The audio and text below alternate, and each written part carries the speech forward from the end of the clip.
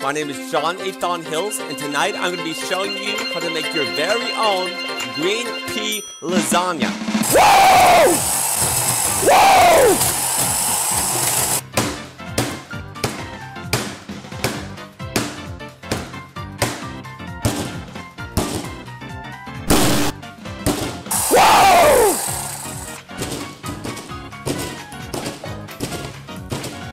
Why do you got a sword? That's not a butter knife. That's a sword. No, why do you have a sword? This is no. You're mistaken. Actually, this is a butter knife, and it's been hand given to me by my designer. It's a butter knife. I don't know what you're talking about. Happy Christmas, everyone! Guys, welcome to another edition of the General Jerry channel. Ladies and gentlemen, we've got something very special for yourselves. There's been a lot of talk about WWE recently, and everyone has said that it is failing. And a lot of people have said, well, if you don't like it, don't watch it. I really hate people that say that. You really need to get your priorities right. You know, I could say the same for my channel. If you don't like my channel, and don't watch it, you know. But anyway, but in the event of recent events of WWE failing and really WWE trying to actively change things, I am going to do a top list of things that WWE need to do to fix things. Now, I know this comes off as smarky. It really does. Like, I don't like really, oh, I want to fix things. But, ladies and gentlemen, desperate times call for desperate measures. So I'm going to give a list of things that WWE could probably do to fix itself. And, let me guys know what you think of it. So, let's get into it. Number 1, end the Bran Split. They've already talked about this. Rumors, and I'm not saying it's official, but rumors are now circulating that the Bran Split is over. But I do think it needs to end. I do admire them for trying to do it. But in today's climate, it just doesn't work. There's too many pay-per-views. I mean, I remember, like, even last year, they were trying to do SmackDown and Raw special pay-per-views. It didn't work. It was just too much. It is too much. I think if they had good wrestling on both shows, if they had good storylines on both shows, it would make sense. But there isn't anything good on any of the shows. So why do a Bran Split? So Bran Split, in my opinion, has got to go. Number 2, there needs to be more focus on storylines in 2019. That means that these Hollywood writers that they have here gotta go. I don't want people to lose their jobs and stuff like that, but yeah, you've got to go. You've got to go because, quite frankly, the storylines they have right now are for not even children. Children find this insulting. I honestly do believe the main problem with WWE is their storylines. They're not believable. I do think that they should maybe try and go into more of the mythical outlet of things. With today's climate, people love outrageous things now for the memes. That's what the kids are into these days, those memes. They're into the memes. Yeah, try it out. You know, give it a go. Anything. And really, I think storylines need to be a good focus. Have, like, something, like, rivalries that are more personal, not because they just want to win a title or they hate each other. There needs to be more detail as to why these people are competing with each other, what's their motives, why are they going against them, and, really, I do think that this is something that needs to change, in 2019. Number 3, they need to have fun. Now, this seems like a weird entry on this list. It doesn't seem that WWE's having much fun. They're not having the fun factor, you know. In the Attitude Era and even the Ruthless Aggression Era, you can tell that some of the things that they were doing on there, like Kurt Angle had a lot of fun of doing those comedy skits. You know, like Mick Foley and The Rock really enjoyed their promos.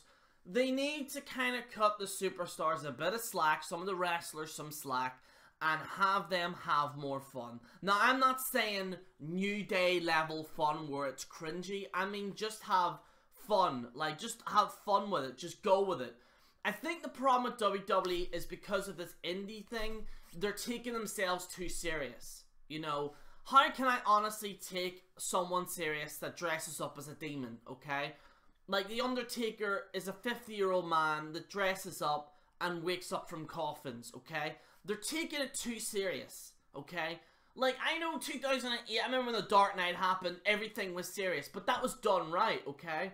But, like, everyone's trying to be like DC now in the wrestling organization.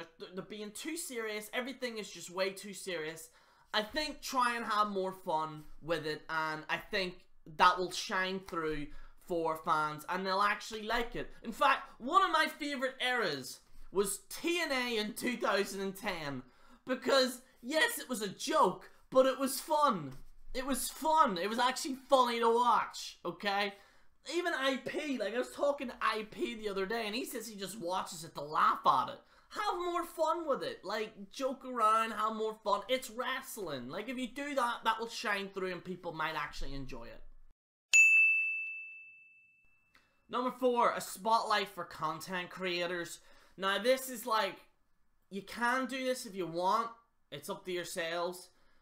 There is a lining of disaster if this is the case. But I do think there needs to be spotlight for content creators, where I do think that they need to talk to people that actually review the show and for their feedback on all aspects of wrestling. Because you have reviewers that like the indies, you have reviewers that don't like the indies, you have reviewers that are down the middle, like me. You've got people that, you know, don't like WWE, they watch TNA, or they watch Ring of Honor. Like, I think that there needs to be more of a meeting of minds when it comes to this, like, actually actively hearing feedback. I'm going to add feedback as number 4/4.5. Feedback is something that I think WWE need to listen to, because everyone right now is saying for it to go to TV 14, and I'm not going to really, because I already talked about it in length, but TV 14 is one of the things that people are talking about recently, more so than they've ever done, and I do think that WWE should take that on board. They should listen to more feedback, and really, hopefully that'll help the product going forward. Number 5, there has to be a legitimate threat in storylines. The problem is, like, for example, Baron Corbin, and I do think he's getting too much crap. God love him. He's not the reason why Raw's that bad. He's just a character. And they're trying to shift the blame on the character. Like, no, like, people aren't stupid. However, I do think that there needs to be a legitimate threat. I think that there should be some type of outside interference story arc that involves the entire roster, where it affects all of them. You know, like, not a Civil War storyline, but I think that there needs to be, like, one man that's a legitimate threat where they can't get rid of this guy. And he's not hired by WWE, and he can, like, he's just causing chaos in WWE, and all the wrestlers have to fight this person, and he's got backup, and, you know, there's many fun different aspects that you can do. You can have them all brawl and stuff. That would be kind of cool. But, like, I think that there needs to be an opponent or some type of force that is unstoppable, where not even the McMahons can stop them. That would be a storyline that you could do for 6 months, and people would watch that. Like, an ongoing storyline. Which leads us to our next point. A smooth transition into storylines. The problem is with some of the storylines, and I've talked about this earlier in some of the points, but there isn't a smooth transition going in, and there isn't a big enough story arc when it comes to WWE. They usually do, like, Joe and Hardy fight for 3 weeks, and then that's it, right? They need some time to grow the rivalry out, like, like it's like a fine wine. You have to let it, like, continuously go natural, you know? I think that they need to stop the 3-match arc. Like, this has become more famous with Brock Lesnar and The Undertaker. Like 3 matches, oh, and then it's over. I think stop that, let it happen organically. And I think that there needs to be a smooth transition to other feuds as well. So let's just say hypothetically, right, I'm just going to use this. Let's just say, I'm just going to use it as an example, but Tyler Breeze is facing Fandango, right? And then let's just say you want a feud with Tyler Breeze against someone else. There has to be a smooth transition of that. For example, Seth Rollins versus Dean Ambrose is a perfect example. Let's just say they're feuding. You want a smooth transition from Seth to get away from Dean, so then Dean faces someone else. The problem is so usually with this type of stuff, they have each other say, then one person says something backstage to someone else, and then they feud with them, and then they're like, oh, what do I do? Oh yeah, I'll just go for the Intercontinental Championship. There we go. All right, that's what there needs to be more of a smooth transition in regards to storylines. Oh, and this is the most obvious one, but less wrestling. There needs to be a decrease in the hours of Raw, because no one's watching the full show. People have used the excuse that you can watch YouTube clips, but if you're using that excuse, then what's the point watching it in the first place? What's the point even reviewing it if they're not going to put effort into the whole show?